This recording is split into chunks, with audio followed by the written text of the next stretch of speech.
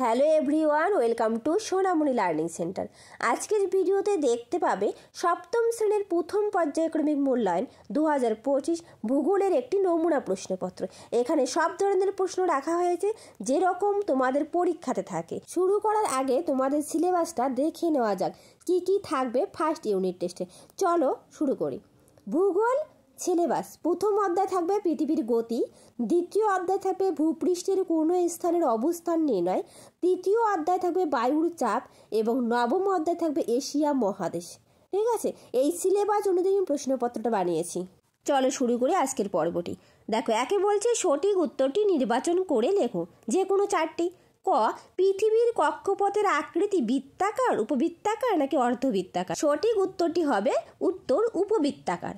তাহলে পৃথিবীর কক্ষপথের আকৃতি কেমন? উপবৃত্তাকার। নেক্সট, 2400 সাল, 2300 সাল, 2200 সাল কোনটি অধিবর্ষ?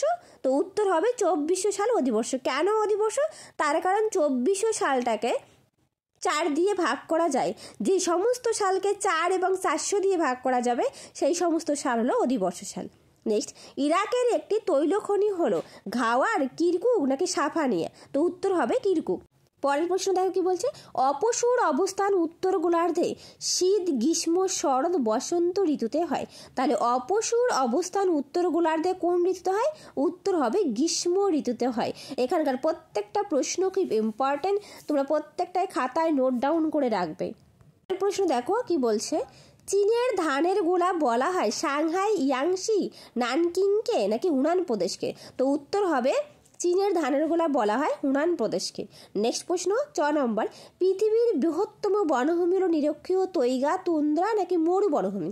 তো সঠিক উত্তরটি হবে তৈগা বনভূমি পৃথিবীর বৃহত্তম বনভূমি। 6 নম্বর, ভারতের প্রমাণ দ্রাঘিমারেখার মান 88 ডিগ্রি 30 মিনিট পূর্ব নাকি 82 ডিগ্রি 30 মিনিট পূর্ব নাকি 84 ডিগ্রি 30 মিনিট পূর্ব? তো সঠিক উত্তরটি হবে 82 ডিগ্রি 30 মিনিট পূর্ব। ভারতের প্রমাণ দ্রাঘিমার মান 82 ডিগ্রি 30 মিনিট পূর্ব। নেক্সট প্রশ্ন দেখো কি বলছে, 2 দাগ, নিচের প্রশ্নগুলি এক কথায় উত্তর দাও। যে কোনো একটি প্রশ্ন দিতে বলছে। ক, কোনো অক্ষরেখার কাছাকাছি পৃথিবীর আবর্তন বেগ সবচেয়ে বেশি? অর্থাৎ কোন অক্ষরেখার কাছাকাছি পৃথিবীর আবর্তন বেগ সবচেয়ে বেশি? উত্তর হবে নিরক্ষরেখা। নেক্সট, বিষুব কথাটির অর্থ কি? উত্তর বিষুব কথাটির অর্থ হলো দিন রাত্রি সমান, অর্থাৎ সমান দিন ও রাত্রি। গ, বায়ুর চাপ মাপার যন্ত্রের নাম কি? উত্তর বায়ুর চাপ মাপার যন্ত্রের নাম ব্যারোমিটার। ঘ নম্বর দেখো, এশিয়ার কোন নদীকে স্বর্ণরেণু নদী বলা হয়? উত্তর ইয়াংশি নদীকে স্বর্ণরেণু নদী বলা হয়, যা এশিয়ার দীর্ঘতম নদী। পরীক্ষা আসতে পারে এশিয়ার দীর্ঘতম নদীর নাম কি? ইয়াংশি নদী। নেক্সট, চীনের ম্যানচেস্টার কাকে বলা হয়? উত্তর সাংহাইকে চীনের ম্যানচেস্টার বলা হয়ে থাকে। তাহলে কাকে বলে? সাংহাইকে চীনের ম্যানচেস্টার বলা হয়। নেক্সট প্রশ্ন 3 দাগে, অনধিক 30 শব্দে যে কোনো একটি প্রশ্নের উত্তর দাও। ক, অধিবর্ষ বা লেপ ইয়ার কি? উত্তর যে বছর 365 দিনের পরিবর্তে 366 দিনে হয় এবং ফেব্রুয়ারি মাস 28 দিনের পরিবর্তে 29 দিন হয় সেই বছরকে অধিবর্ষ বা লিপ ইয়ার বলা হয়। ভেরি ভেরি ইম্পর্টেন্ট প্রশ্ন। নেক্সট, খ, অক্ষরেখা কাকে বলে? উত্তর নিরক্ষরেখার সমান্তরালে পৃথিবীকে পূর্ব থেকে পশ্চিমে বেষ্টনকারী আড়াআড়ি কাল্পনিক রেখাবৃত্তগুলিকে অক্ষরেখা বলে। আমি আরেকবার বলছি, নিরক্ষরেখার সমান্তরালে পৃথিবীকে পূর্ব থেকে পশ্চিমে বেষ্টনকারী আড়াআড়ি কাল্পনিক রেখাবৃত্তগুলিকে অক্ষরেখা বলা হয়। খুব ইম্পর্টেন্ট প্রশ্ন। নেক্সট, মুক্তিবেগ কাকে বলে? উত্তর যে গতিতে গেলে কোনো বস্তু পৃথিবীর মাধ্যাকর্ষণ ছাড়িয়ে যেতে পারে তাকে মুক্তিবেগ বলে। এই মুক্তিবেগের গতি প্রতি সেকেন্ডে 11.2 কিলোমিটার।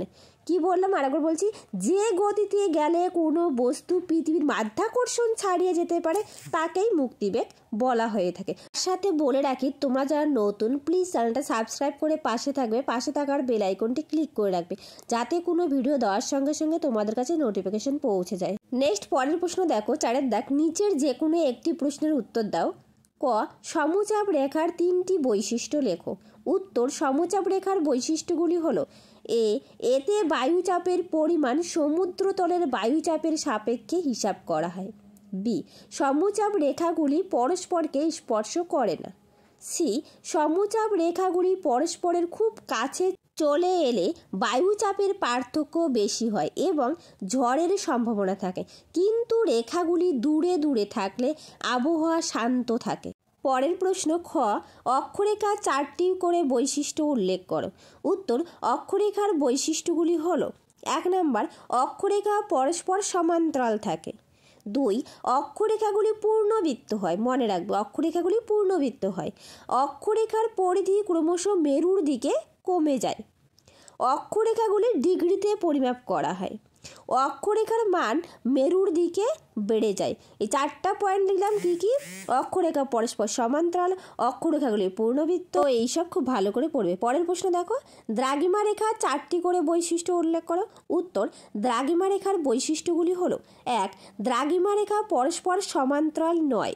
2, দ্রাঘিমা রেখাগুলি অর্ধবৃত্ত। 3, প্রতিটি দ্রাঘিমা রেখার দৈর্ঘ্য সমান হয়।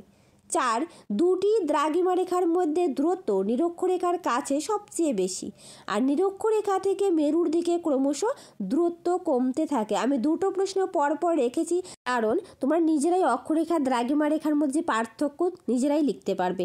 এই দুটো বৈশিষ্ট্য ভালো করে পড়ো। পরের প্রশ্ন 5-এর দাগে নিচের যে কোনো একটি প্রশ্নের উত্তর লেখো। ক, এশিয়াকে চরম বৈশিষ্ট্যের মহাদেশ বলা হয় কেন? উত্তর, এশিয়াকে চরম বৈশিষ্ট্যের মহাদেশ বলা হয় তার কারণ: আয়তনের দিক থেকে এশিয়া মহাদেশ বিশ্বের বৃহত্তম মহাদেশ। এই মহাদেশের ভূপ্রকৃতি, নদ নদী, জলবায়ু, স্বাভাবিক উদ্ভিদ, জীবজন্তু প্রভৃতি প্রাকৃতিক উপাদান এবং অধিবাসীদের জাতি, ধর্ম, বর্ণ, জীবনযাত্রা, সংস্কৃতি প্রভৃতি বিপরীতধর্মী বৈচিত্র্যে ভরা।